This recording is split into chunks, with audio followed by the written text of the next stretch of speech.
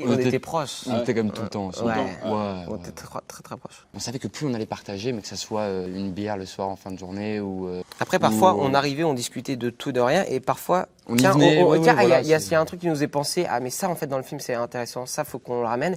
Et on avait le même objectif, mais on n'était pas uniquement sur le film, on échangeait sur nos vies, sur nos centres d'intérêt, sur un peu tout, et on est vraiment devenus très proches, même à part du film en fait. Et non, ce qui est beau dans ce film, je crois, c'est que c'est un film qui n'a pas ça pour enjeu, l'homosexualité. Oui. C'est plutôt de l'ordre de...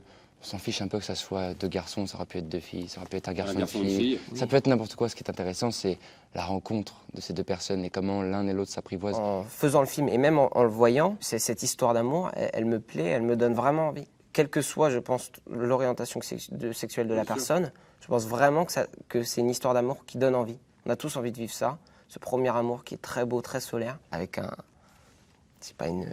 une personne qui nous fascine comme ça.